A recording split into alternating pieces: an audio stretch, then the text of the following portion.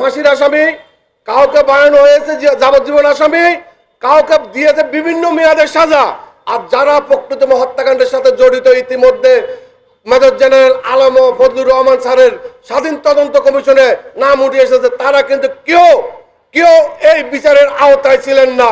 আমরা চাচ্ছি বর্তমান সরকার তাদেরকে চিহ্নিত করে অতি দ্রুত বিচারের আওতায় এনে আমাদের মজলুমদের অধিকার ফেরত দিবেন এবং আমাদের নিরপরাধ জেলবন্দীদের মুক্তি দিবেন। এই বলে আজকে আমাদের মানববন্ধনের কাজ শুরু করছি।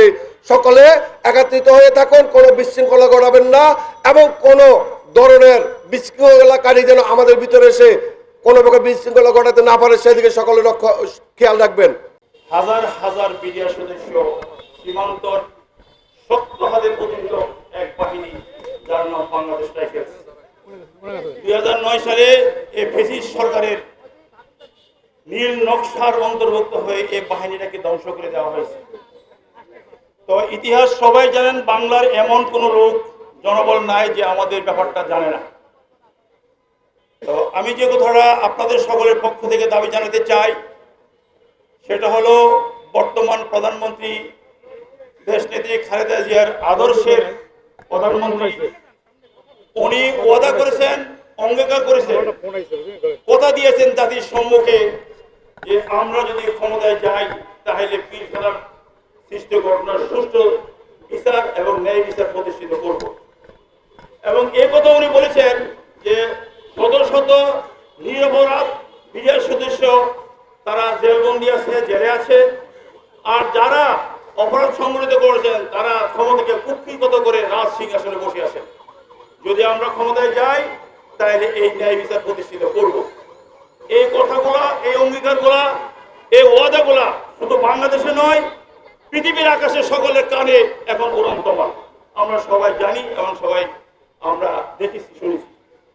তো আমি এই বর্তমান প্রধানমন্ত্রী মহোদয়কে অনুরোধ করব, আপনার যে পিছনের অঙ্গীকার করেছিলেন, হয়তোবা সে ওয়াদা অঙ্গীকার করার কারণেই দেশ, জাতি এবং জনগণ আপনাকে এই ক্ষমতায় মসনদে বসিয়েছেন, যেন এই মাজলুম বিডিআর সদস্যগণ তার ন্যায্য হক, অধিকার এবং ন্যায় বিচারের মাধ্যমে সকল কিছু পাইতে পারে। সর্বশেষ অনুরোধ করছি, আপনি অবশ্যই আপনার ওয়াদা পূরণ করে আপনার যে ব্যক্তিত্ব, যে বলিষ্ঠতা তা প্রকাশ করুন এবং জনসম্পর্কে সে আপনার আস্থা যেন আমরা সুদীর্ঘ দেখতে পারি, সেই আশাবাদ ব্যক্ত করছি। পাশাপাশি আরেকটা জিনিস বলতে চাই, সেটা হলো যে বিগত অন্তর্বর্তীকালীন সরকারের সময় আপনারা দেখেছেন আমরা হাজার হাজার লোক রাজপথ এবং সচিবালয় সহ বিভিন্ন জায়গাতে সর্ব উচ্চ পর্যায়ের দাবি করে আসছি এবং আমাদের দাবি দেওয়াগুলা, চাহিদাগুলা, কাকুতি মিনতিগুলা আমরা সুশৃঙ্খলভাবে রাষ্ট্রীয় সকল নিয়মকানুন মেনে আমরা আবেদন করে আসছি। এবং ওই সময়কার স্বরাষ্ট্র উপদেষ্টা ছিলেন আমাদের প্রাক্তন ডিজি মহোদয়, major general lieutenant general Jahangir Alam. ওনার কাছে আমরা সাক্ষাৎ করেছিলাম, আমাদের আপত্তি মিনতিগুলি বলেছিলাম, মন খুলে বলার সুযোগ হয়েছিল। উনি ওয়াদা করেছিলেন যে আপনাদের জন্য আমি সর্বোচ্চ পর্যায়ের যা কিছু করার করে যাব এবং আগামী 15 তারিখে আপনারা আমার সাথে সাক্ষাৎ করবেন। দুঃখজনক হলো সত্য, এই 15 তারিখ আজও আসে নাই। তো ওনার ক্ষমতা চলে গেছেন, ওনার সময় চলে গেছেন, ওয়াদাও চলে গেছেন। কিন্তু দুঃখজনক যে আমরা এই মাজলুম বিডিআরের জন্য, ন্যায় বিচারের অধিকারের জন্য পাওয়ার জন্য উনি কিছুই করে যান নাই। আমি অনুরোধ করব, আজকে হয়তো ওনার ক্ষমতা চলে গেছেন, কিন্তু ওনার এই ন্যায় বিচার প্রতিষ্ঠার জন্য যে ওয়াদা করে গেছেন, হয়তো বা আল্লাহর আরশে ওনার জন্য হাত করে অপেক্ষা করছেন। তো বর্তমান যারা আছেন, এই মাজলুম বিডিআরের আর্তনাদ, কান্না, চিৎকার, মনের যন্ত্রণা, রক্তক্ষরণ আপনারা অনুভব করুন। দেখুন যে আমরা কোন অবস্থায় দিনের বাদ করতেছি, কোন অবস্থায় আমরা বসবাস করতেছি। বর্তমান প্রধানমন্ত্রী সহ সরকারকে অনুরোধ করব, আমরা কারো করুণা চাই না, আমরা কোনো দয়া চাই না, আমরা চাই আমাদের অধিকার। আমরা নিরপরাধ হয়েও আমরা চাকরিচ্যুত হব, আমাদের অধিকার, সন্তানের ভবিষ্যৎ সব ধ্বংসের দিকে নিয়ে গেছেন ফ্যাসিস্ট সরকার।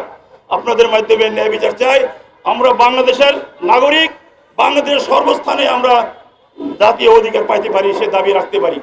আমি অনুরোধ করব আপনার প্রতি, আপনি অনেক সুন্দর একটা পরিবারের দেশ নেত্রী হয়েছেন, সেই দাবি রেখে বলতে চাই, আমাদের এই আকুতি মিনতিগুলি, আমাদের যে অসহায় পরিবেশ পরিস্থিতিগুলো অনুভব করে আমাদের ন্যায্য অধিকার ফিরিয়ে দেন।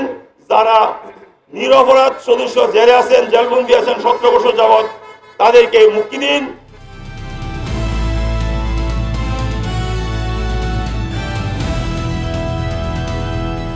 দিনাজপুর টিভি, মানুষের জীবনের কথা বলে।